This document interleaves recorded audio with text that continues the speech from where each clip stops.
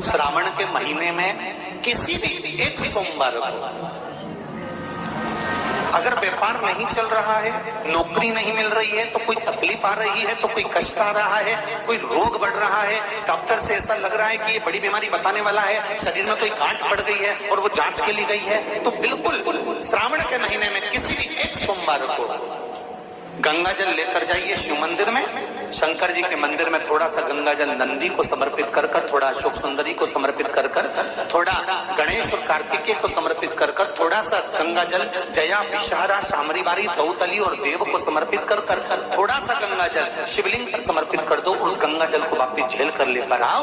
3 दिन तक लगातार उस गंगा जल को पीना प्रारंभ करो। उसके बाद जांच के लिए आप कहीं पर भी जाइए, बाबा कृपा जरूर करेगा, ये निश्चित।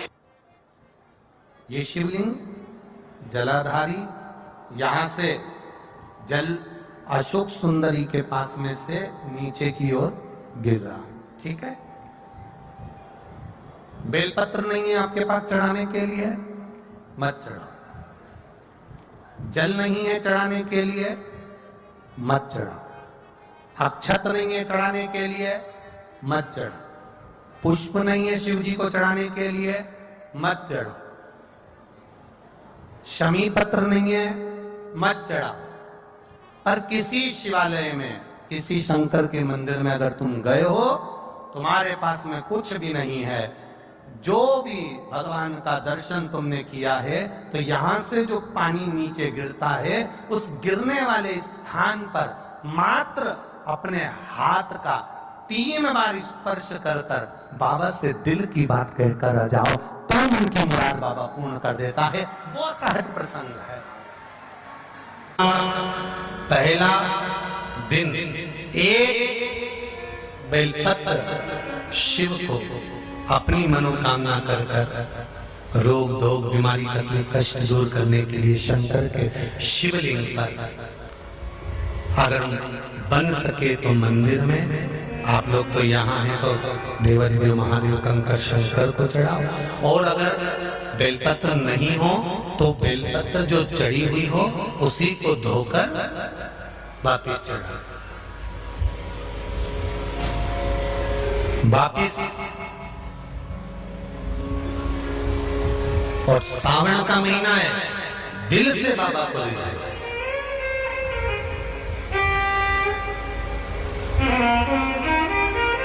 हम धर्म करने के चक्कर में, परमात्मा के भजन के चक्कर में किसी का अपमान ना करें। इसका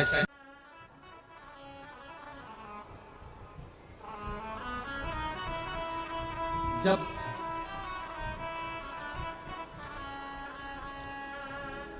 सारी दुनिया की ठोकर खा लो, सारी दुनिया के हाथ जोड़ लो, सारी दुनिया से निवेदन कर लो, और उसके बाद भी तुम्हारी दुख की घड़ी समाप्त नहीं हो, तब प्रयास करना तुम्हारे घर में कोई गमला हो, कोई पौधा लगा हो, जो भी पौधा लगा, हम ये नहीं कहेंगे कि वो गुलाब का है कि गेंदा का है कि शमी का है कि बेलपत्री का है, जो पौधा तुम्हारे घर में लगा, जो पौधा, एक प्रयास करना। अभी सावन चालू हुआ है, अगर तुम्हें लगता है कि मेरी दुख का समय समाप्त नहीं हो रहा, मेरी दुख की घड़ी समाप्त नहीं हो रही, तो घर में रहने वाले जितने लोग आस्था चैनल पर कथा सुन रहे हैं, जितने फेसबुक यूट्यूब पर कथा सुन रहे हैं, और जितने पुष्कर राज की इस पावन धरा पर बैठकर कथा सुन रहे हैं, उनसे निवेदन करेंगे, श्रावण 2 सावन अब की बार हैं, एक अधिक मास का भी पड़ेगा और एक श्रावण ये पड़ेगा। ये जब 2 श्रावण पड़ते हैं तो इसमें हरि और हर का मिलन होता है, हरि और हर का मिलन, क्योंकि अधिक मास जो है वो भगवान पुरुषोत्तम का है, भगवान विष्णु का, और सावन के मध्य में अगर पड़ रहा है तो देवाधिदेव महादेव के साथ भगवान हरि का मिलन हुआ है, इसलिए इसको हरिहर श्रावण कहते हैं। ये 2 महीने के श्रावण में अगर मान लो एक दिन आपका निकल भी गया, 2 दिन आपके छूट भी गए, कोई दिक्कत की बात नहीं है।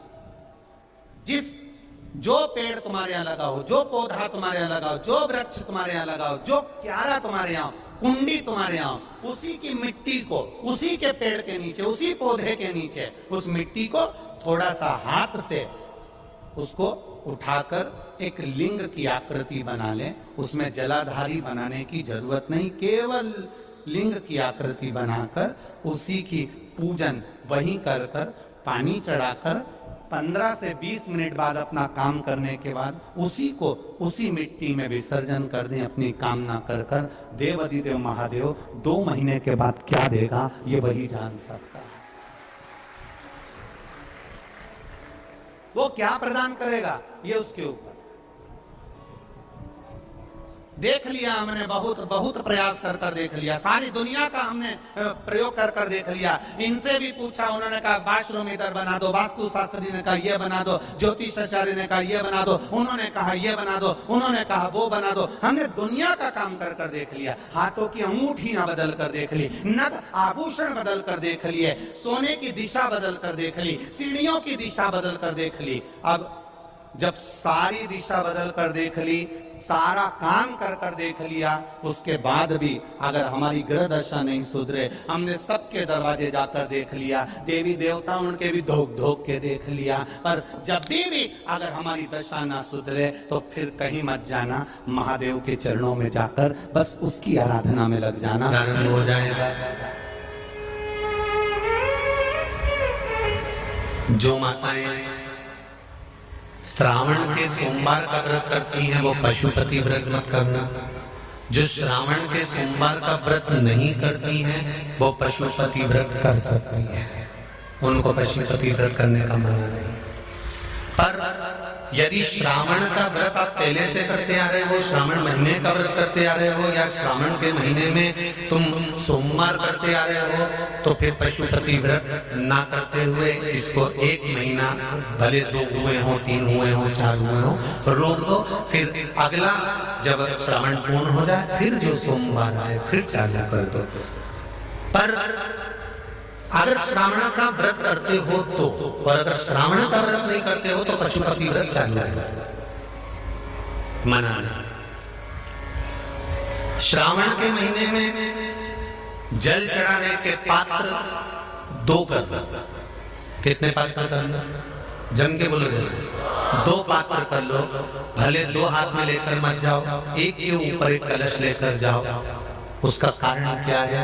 शंकर भगवान ने मां पार्वती के सम्मुख में गंगा का आवाहन करा था, तो गंगा जी ने आकर पूछा था, स्वामी जब पार्वती आपके नजदीक में विराजमान है तो मुझे बुलाने का कारण क्या था? भगवान शंकर कहते हैं, श्रावण का महीना प्रारंभ हो रहा है, जब मेरे ऊपर सृष्टि का भार आएगा तो मुझे गंगा और पार्वती दोनों की जरूरत पड़ेगी। जब घर में विवाह आता है, शादी आती है, कोई फंक्शन आता है, कोई मेहमान आते हैं, तो थोड़ी ड्यूटी बढ़ जाती है। रोज 8 बजे उठते हो, पर शादी रहती है तो कितनी बजे उठना पड़ता है? सुबह 6 बजे 7 बजे। यहाँ पर भी आप रोज अपने घर पर उठते होगे 8 बजे तक, 7 बजे तक, पर यहाँ तो तुम जब सो रहे होगे तो सवेरे कब हो जाती है और रात कब हो जाती है तुम्हें नहीं मालूम पड़ता होगा कि कब रात होगी कब सवेरे होगी। लोग ढोलक पीते 11-12 1 और तुम्हारी लग गई झपकी और बज गई 3:30, सब लग गए लाइन में नहाने और तुम भी भगी जल्दी से नहाने। अब नहाने में कहा जाए तो माता इतनी चतुर, उन्हें का बरसती हो रही है जल की। भगवान भी सोच समझ के पानी गिराता था, 3 बजे से गिराना चालू करता था 6 बजे तक। उस बीच में भगवान को भी मालूम है मिश्रा जी कहाँ से नल लाएगा, इसलिए उन्होंने चारों तरफ से पानी गिराया। बोलो सही है कि गलत है?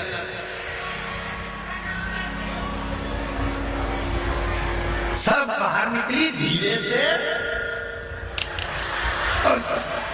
इतनी चतुर राम जी, गजब के चतुर लोग आया है, गजब।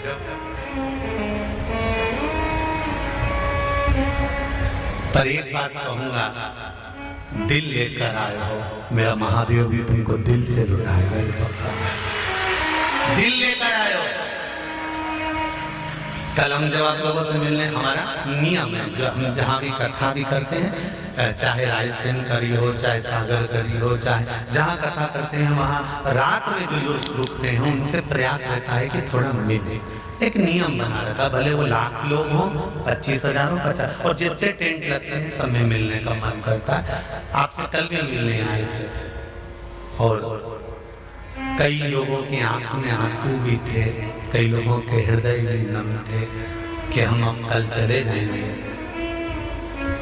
पर दुख मत करना,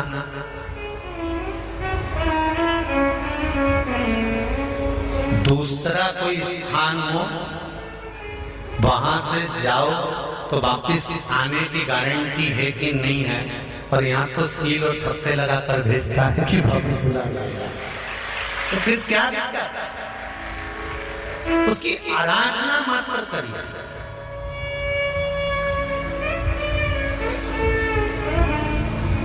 खूब धनपति भी बैठे हैं, खूब, आप लोगों में कोई कमी नहीं है। किसी की यहाँ जमीन है तो किसी की गाड़ी है, तो किसी का बंगला है, किसी की सत्ता है, किसी का आनंद है, बहुत बैठे हैं। और आप लोगों ने 7 दिन जो कथा, एक ये पटिया लगा हुआ है, तख्ता लगा हुआ है, और उस पर आराम से सोकर 7 दिन कथा का रस स्वादन जो करा है वो जिंदगी भर नहीं भूल पाओगे। बाबा इतना देगा कि आप लोग उसकी कृपा ही दरअसल।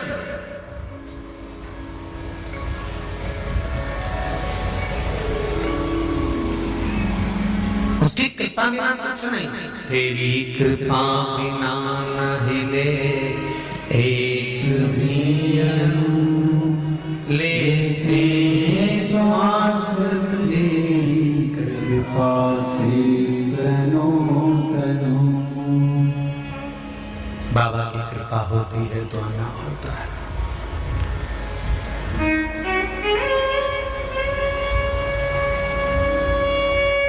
कोई नेपाल से, कोई झारखंड से, कोई उत्तराखंड से, कोई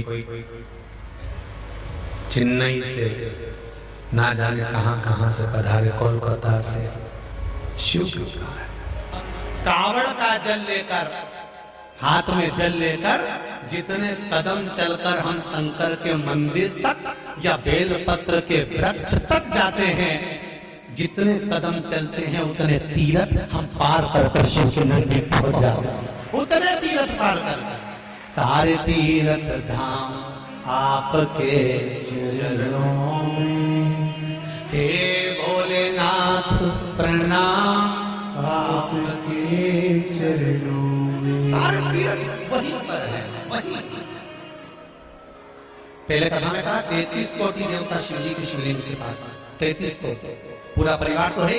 33 कोटि देवता जहां से जल निकलता वहां विराजमान होते। तो देवता सब नहीं पर है तो बैकुंठ कहां होगा? ब्रह्मलोक, इंद्रलोक, जल लोक, वरुण लोक, गरुण लोक, सारे वहीं। इसलिए शिवजी का मंदिर नहीं होता, शिवालय होता है। क्या होता है? शिवालय। शिवालय का मतलब होता है लय। लय मतलब इसमें विलीन हो जा, शिवा लय इसमें समा जा।